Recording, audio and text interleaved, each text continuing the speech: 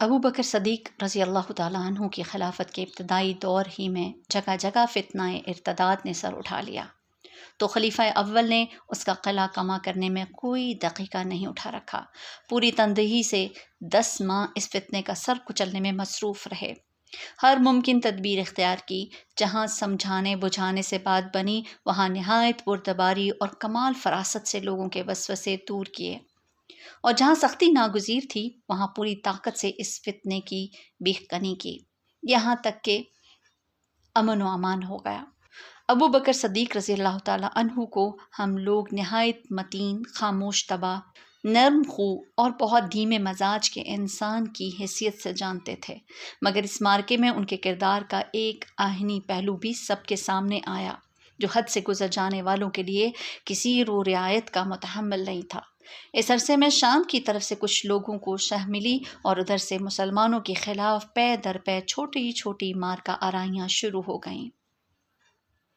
دشمنان اسلام شاید سمجھتے ہیں کہ اسلام کے سربراہ تو اپنی پریشانیوں میں مبتلا ہیں، کیوں نہ اس موقع سے فائدہ اٹھایا جائے۔ ابو بکر صدیق نے اس صورتحال کا بغور جائزہ لیا اور اپنے چند مقتدر اور صاحب الرائے ساتھیوں کے مشورے سے طے کیا کہ شام کو منمانیوں کی اجازت نہیں دی جا سکتی۔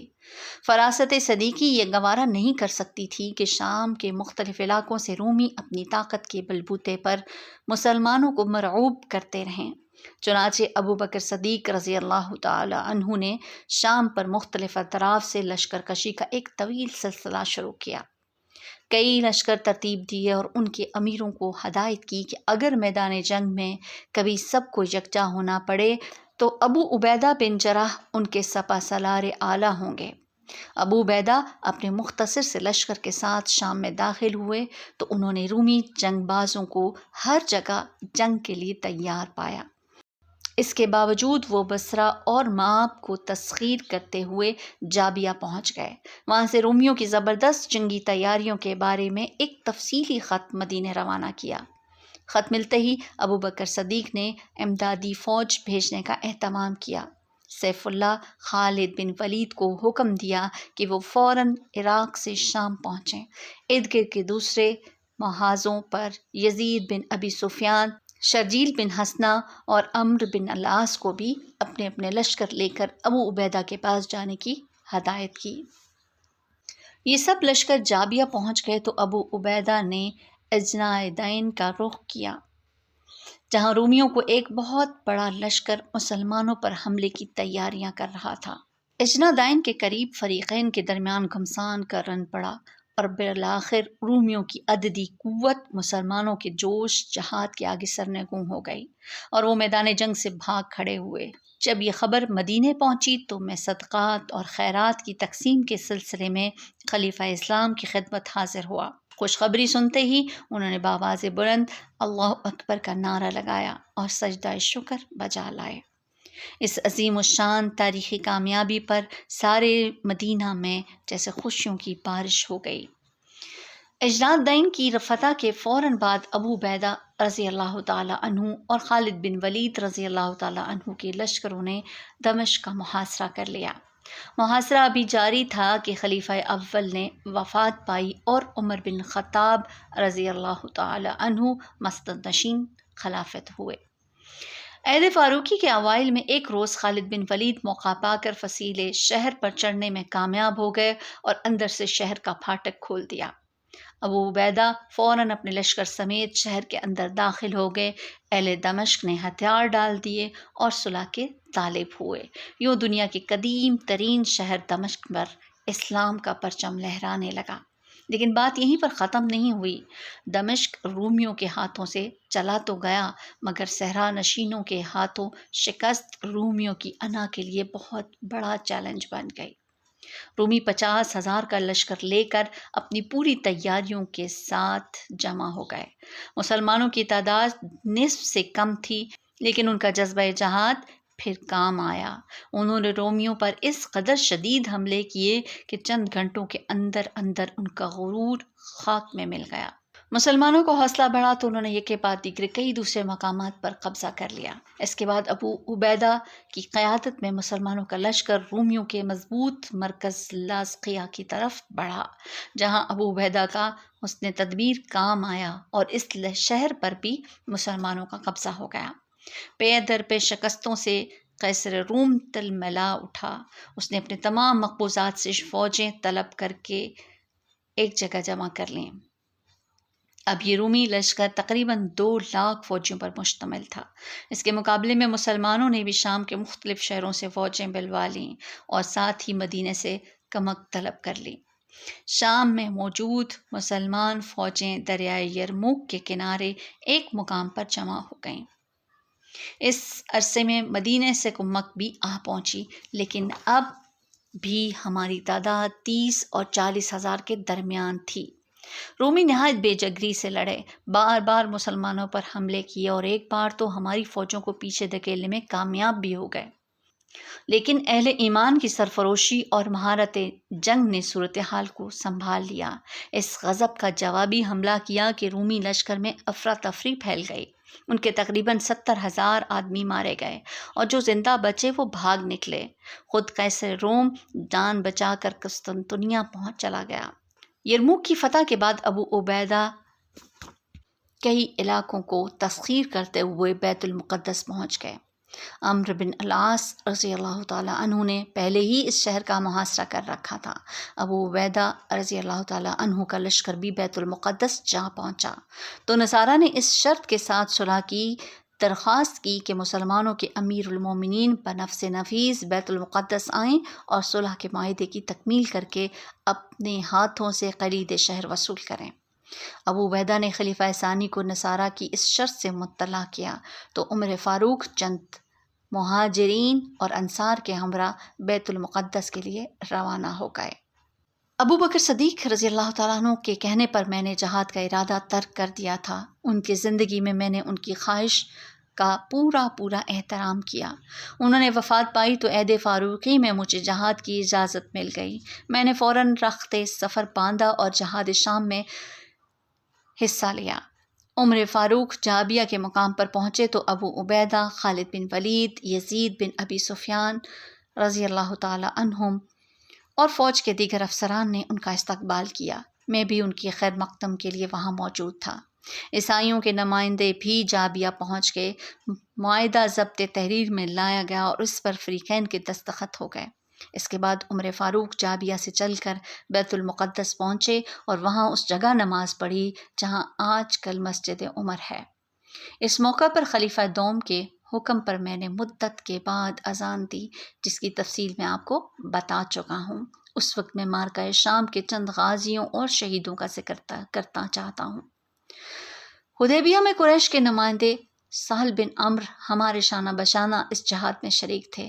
ان کے علاوہ دشمن اسلام ابو جہل کے بھائی حارث بن ہشام رضی اللہ تعالیٰ عنہ اور ان کے بیٹے اکرمہ رضی اللہ تعالیٰ عنہ بھی تھے۔ ہر مارکے میں ایسی جام بازی سے لڑے کہ قبول اسلام کا حق ادا کر دیا۔ یہ تینوں فتح مکہ کے بعد اسلام میں داخل ہوئے تھے۔ ایک مارکے میں تو اکرمہ رومیوں کے صفوں میں اتنی دور تک چلے گئے کہ سارا جسم زخموں سے چھلنی ہو گیا۔ ان کے ساتھیوں نے کہا، اکرمہ خدا کا خوف کرو، یوں اپنے آپ کو ہلاکت میں نہ ڈالو۔ جوش بجا لیکن اس کو ہوش میں غالب نہ آنے دو۔ اکرمہ لڑتے لڑتے جواب دیتے ہیں، میں لات اور عزیٰ کی خاطر جان پر کھیلا کرتا تھا، آج اللہ اور اس کے رسول کے لیے جان پر نہ کھیلوں؟ خدا کی قسم ایسا ہرگز نہ ہوگا۔ جان ہتھیلی پر رکھ کر لڑتے لڑتے اکرمہ نے جنگ یرموک میں شہادت کا درجہ حاصل کیا۔ ان کے چچا حارث بن ہشام مکے میں تھے کہ عمر فاروق رضی اللہ تعالیٰ عنہ نے انہیں خط لکھ کر جہاد میں شریک ہونے کی دعوت دی۔ انہوں نے مردانہ وار لبیک کہا اور مجاہدین میں شامل ہو کر شام پہنچ گئے۔ کئی خون ریز مارکوں میں حصہ لیا اور اپنے بھتیجے اکرمہ کے ساتھ جنگ یرموک میں شہادت پائی۔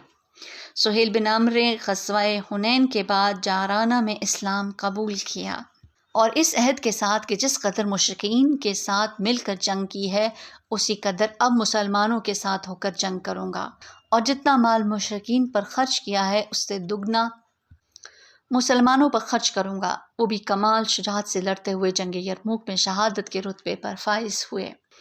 ابو عبیدہ بن جراح نہ صرف فاتح شام تھے بلکہ ان کے اور بھی کئی اعزاز ہیں۔ انہیں زبان رسالت سے امین الامت کا بے مثال لقب عطا ہوا۔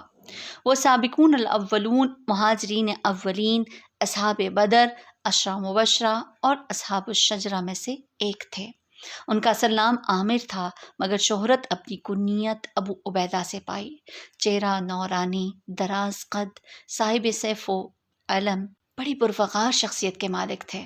سارے شام میں عموماً دمشق میں خصوصاً جگہ جگہ قائم اسلامی درس و تدریس کے حلقے، ایک خاص علمی فضا جو آپ دیکھ رہے ہیں، یہ سارے مدرسے جن میں صحابہ کرام لوگوں کو قرآن حکیم کی تعلیم دیتے اور فقہی مسائل سمجھاتے ہیں، یہ سب کچھ ابو عبیدہ ہی کا فیضان ہے۔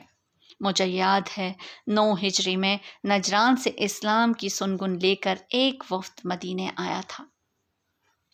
انہوں نے رسول پاک صلی اللہ علیہ وسلم کے ہاتھ پر بیعت کر کے اسلام قبول کیا تو حضور نے انہیں اپنی دینی تعلیمات پر بہتر طور پر روشناس کرانے کے لیے ابو عبیدہ کو ان کے ساتھ نجران بھجوا دیا تھا۔ اس موقع پر رسالت مآب نے ان کے علم کے پیش نظر امین الامت کے لقب سے سرفراز فرمایا تھا۔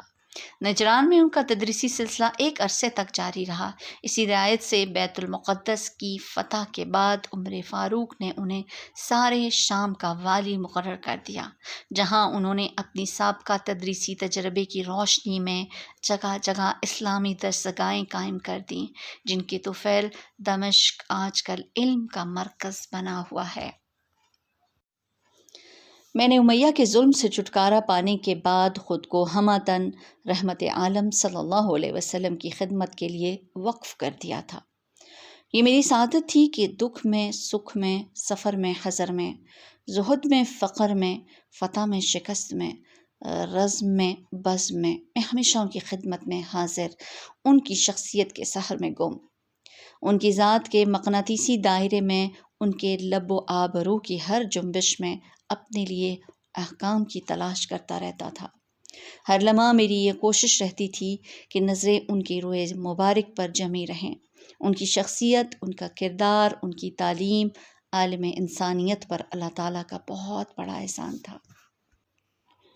میری صداقت، وجاہت، ذہانت، شرافت، شجاعت، استقامت، امانت، سخاوت، فصاحت، بلاغت، وقار، انکسار اور عالی ظرفی کا اتنا حسین مرقع تھے کہ انہیں احسن تقویم کی دلیل کہا جا سکتا ہے۔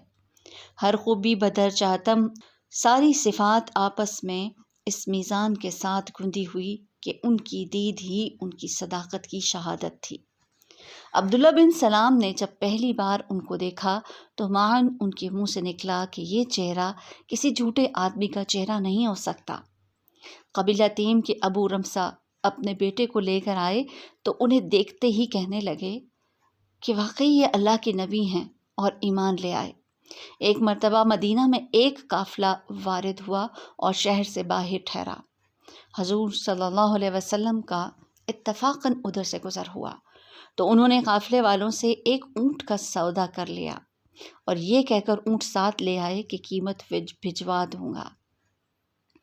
بعد میں قافلے والوں کو تشویش ہوئی تو قافلے کی ایک معزز خاتون نے انہیں تسلی دی، مطمئن رہو، میں نے اس شخص کا چہرہ دیکھا تھا جو 14ویں کے چاند کی طرح روشن تھا، وہ کبھی بدمعاملگی نہیں کرے گا، اگر وہ رقم نہ بھجوائے تو میں اپنے پاس سے ادا کر دوں گی۔ ابھی یہ باتیں ہو ہی رہی تھیں کہ مدینہ سے رقم پہنچ گئی۔ یہ طارق بن عبداللہ رضی اللہ تعالیٰ عنہ کا قافلہ تھا جو مدینے سے کھجوریں خریدنے آیا تھا۔ بعد میں یہ لوگ شہر میں آئے، حضور سے ملے، لوگوں سے اسلام کے بارے میں کوئی سنگن لی اور مسلمان ہو گئے۔ میں نے ان سے زیادہ خوب رو کسی کو نہیں دیکھا۔ چہرے پر واقعی چاند کی سی چمک تھی، مسکراتے تو پیشانی پر روشنی بکھر جاتی اور آبدار دانتوں کی شعائیں پھوٹنے لگتیں۔ معلوم ہوتا تھا سورج طلوع ہو رہا ہے۔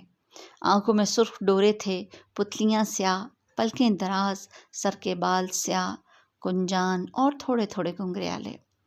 بدن مضبوط گھٹا ہوا، قد درمیانہ مگر مائل بر درازی۔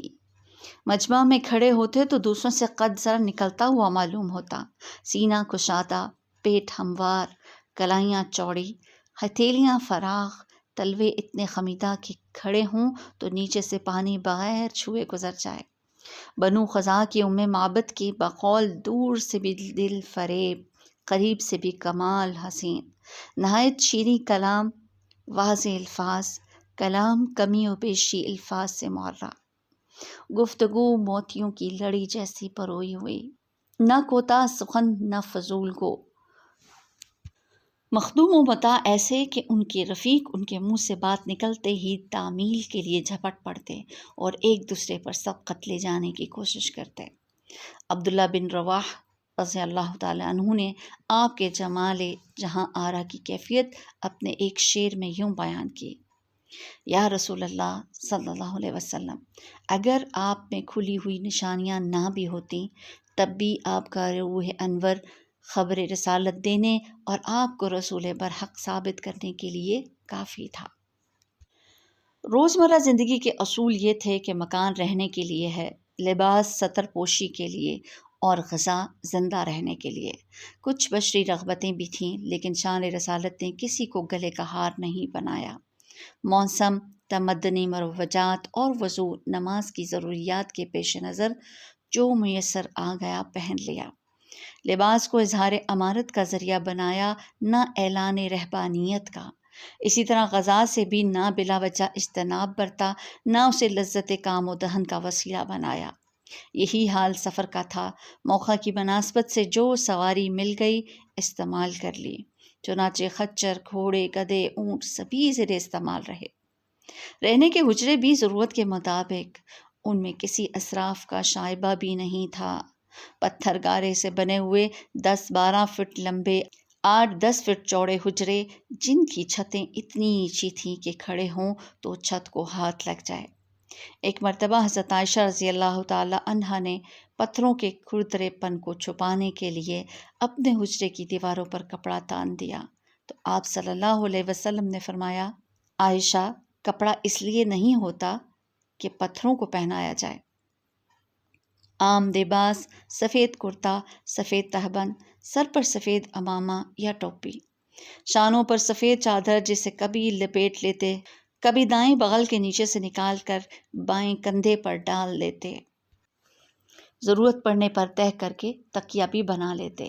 کوئی خاص ملاقاتی آتا تو اتار کر اس کے بیٹھنے کے لیے بچھا دیتے، جیسا کہ مجھے یاد ہے غزوہ حنین کے بعد جب ان کی آیا حلیمہ سعدیہ کی دختر نیک اختر عرف شیمہ بنو سعد کی قیدی کی حیثیت سے ان کے سامنے لائی گئیں تو ان کی عزت افزائی کے لیے انہوں نے اس کے بیٹھنے کے لیے اپنی چادر بچھا دی تھی۔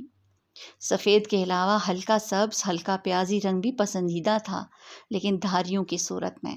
یمن کی بنی ہوئی ہلکے رنگوں والی دھاری دار چادریں اور ہلکے زرد اور مٹیالے رنگ کے لباس بھی پہنتے تھے۔ کپڑے نہ ڈھیلے رکھتے نہ تنگ، نہ ان کی لمبائی علامت کبر دکھائی دیتی تھی، نہ کوتاہی رہبانیت کا پرچار۔ نئے کپڑے عموماً جمعے کے دن پہنتے تھے، فاضل جوڑے بنوا کر نہیں رکھتے تھے، کپڑے پھٹ جاتے تو پیوند لگا لیتے تھے، لیکن صفائی اور نظافت کا حد درجہ خیال رکھتے تھے۔ یہی میانہ روی، یہی تقویٰ، یہی سادگی ان کا مزاج تھی۔ کبھی کبھی تحفوں میں آئے ہوئے بڑے قیمتی کپڑے بھی پہنے لیکن پسند نہیں فرمائے۔ ایک مرتبہ 27 اونٹنیوں کے بدلے ایک نہایت قیمتی جوڑا خرید کر پہنا، اس میں نماز بھی پڑھی، پھر کسی کو تحفے میں دے دیا، یہ اس لیے کہ اچھے کپڑوں سے اجتناب کہیں دین میں حجت ہی نہ بن جائے، لوگ خواہ مخواہ چیتھڑے نہ لٹکائے پھریں۔ وہ جہاں فضول خرچی سے روکنا چاہتے تھے وہاں یہ بھی خواہش تھی کہ لوگ جوگیوں، راہبوں، سادھوؤں کی راہ پر نہ چل نکلیں۔ اصل مقصد یہ تھا کہ صاحب بصیرت، خوددار اور زیرک لوگوں کا ایک فعال، متحرک اور متوازن معاشرہ قائم ہو جائے۔ کرتا پہنتے تو پہلے دایاں ہاتھ آستین میں ڈالتے، جوتا پہنتے تو پہلے دائیں پاؤں میں، داہنی کروٹ سے لیٹتے اور سوتے وقت داہنا رخسار دائیں ہاتھ کی ہتھیلی پر رکھ کر سوتے۔ کسی کو کوئی چیز دیتے تو دائیں ہاتھ سے دیتے، لیتے تو دائیں ہاتھ سے۔ دائیں ہاتھ کی فوقیت اور اچھے کاموں کے لیے دائیں ہاتھ کا استعمال ان کی سکھائی ہوئی اسلامی ثقافت کا ایک اہم عنصر ہے۔ 22 برس تک ان کی زندگی کے ہر پہلو کا بغور مطالعہ کرنے کے بعد میں اس نتیجے پر پہنچا ہوں کہ ان کی حیات مبارکہ ایک ایسی معیاری اور مثالی زندگی تھی جس کی اقتدار میں کوئی تضاد، کوئی خلفشار، کوئی پیچیدگی، کوئی الجھاؤ، کوئی ابہام، کوئی تصادم نہیں تھا۔ وہ ایک ایسے شخص کی زندگی تھی جو اپنی خداداد تمیز طبیعی کی بنا پر مزاج فطرت سے کامل مطابقت رکھتا تھا، جس کے احساسات فطری طور پر تمام خارجی عوامل کی طرف من حیث العلت رجوع کرتے تھے۔ ہر بات پر ان کا رد عمل اس حد تک حسب معمول ہوتا تھا کہ غیر معمولی معلوم ہوتا تھا۔ جب کوئی حل طلب مسئلہ ان کی خدمت میں پیش ہوتا تو ان کے اطراف بیٹھے ہوئے ہم سب اپنے اپنے طور پر اس کا حل سوچنے لگتے کہ اگر یہ مسئلہ ہمیں درپیش ہو تو ہم اسے کیسے سلجھائیں گے۔ صحابہ میں بڑے بڑے جید عالم، معاملہ فہم، جہاں دیدہ اور صاحبان عقل و دانش تھے، مجھ جیسے کوتاہ فہم بھی۔ ہم سب اپنی دانست میں مسئلے کا بہترین حل دریافت کرتے، مگر جب وہ فیصلہ صادر کرتے تو ہمیں اپنا حل نہایت سطحی، بچکانہ اور نامناسب معلوم ہونے لگتا۔ ہم سب کو یہ لگتا کہ انہی کا فیصلہ مناسب ہے۔ بالکل سادہ سا فیصلہ ہوتا، بالکل سامنے کی بات، لیکن وہی سادہ سی بات ان کے بتانے سے پہلے کسی کو نہ سوچتی۔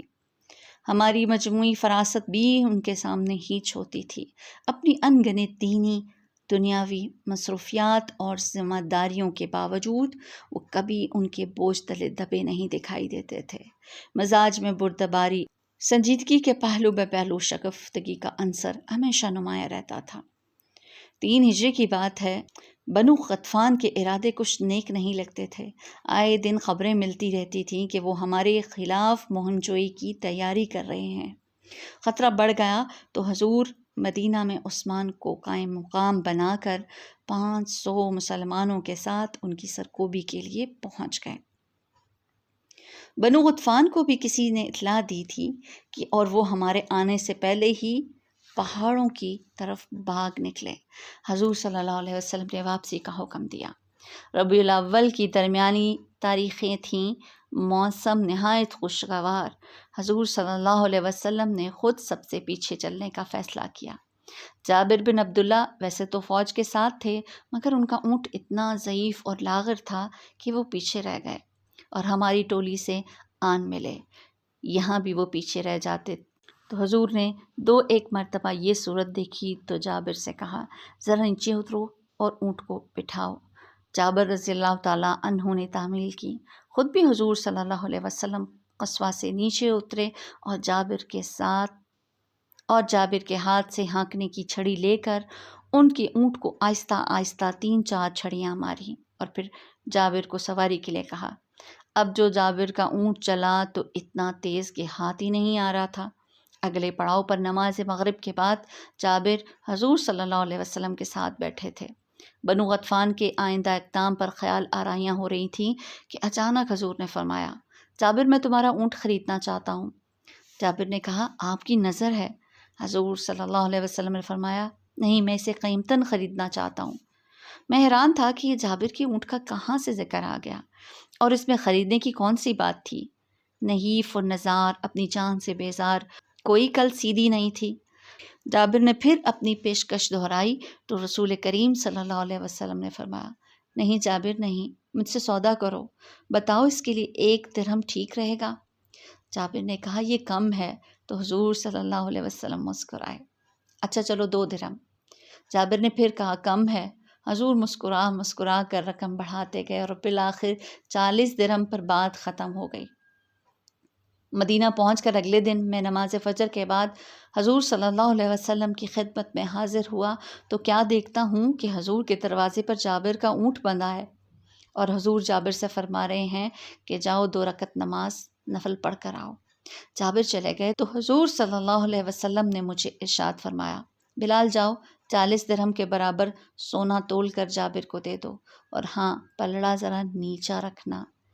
میں سونا تول کر لایا تو اتنے میں جابر بھی آ گئے۔ وہ سونا میں نے ان کی خدمت میں پیش کر دیا۔ انہوں نے سونا سنبھال لیا اور رخصت چاہی۔ 2-4 ہی قدم گئے ہوں گے کہ حضور نے انہیں واپس بلایا اور فرمایا، ارے جابر، اپنا اونٹ یہیں بھولے جا رہے ہو؟ یوں جابر سونا بھی لے گئے اور اپنا اونٹ بھی۔ حضور اکرم صلی اللہ علیہ وسلم اکثر صحابہ سے اس قسم کا التفات فرماتے رہتے تھے۔ گفتگو میں الفاظ نہایت ٹھہر ٹھہر کر ادا کرتے، تاکید کے لیے کلمات 3 بار دہراتے، زبان نہایت معیاری ہوتی، کبھی کوئی عامیانہ محاورہ یا بازاری لفظ استعمال نہیں کرتے تھے۔ بات کرتے وقت اکثر چہرے پر مسکراہٹ رہتی۔ ایک مرتبہ عبداللہ بن حارث نے کہا تھا کہ میں نے محمد صلی اللہ علیہ وسلم سے زیادہ مسکراتے کسی کو نہیں دیکھا۔ بات کی وضاحت کے لیے ہاتھوں اور انگلیوں کے اشاروں سے بھی مدد لیتے تھے۔ کسی سمت اشارہ کرتے تو پورا ہاتھ حرکت میں لاتے تھے۔ وہ افصح العرب تھے۔ فصاحت زبان و بیان کے ساتھ ساتھ حسن گفتار، لہجے کی شائستگی، آواز کی مٹھاس اور کم سے کم الفاظ میں زیادہ سے زیادہ معنی پر زور دینا ان کی گفتگو کی امتیازی شان تھی۔ بعثت کے 4تھے سال میں جب تبلیغ دین کا حکم ہوا تو آپ ایک دفعہ مجھے اور ابوبکر کو ساتھ لے کر عکاظ کے میلے میں پہنچ گئے۔ یہ عربوں کا قومی میلہ تھا جو ہر سال مکے میں لگتا تھا، اور اس میں شرکت کرنے کے لیے عرب کے گوشے گوشے سے لوگ آتے تھے۔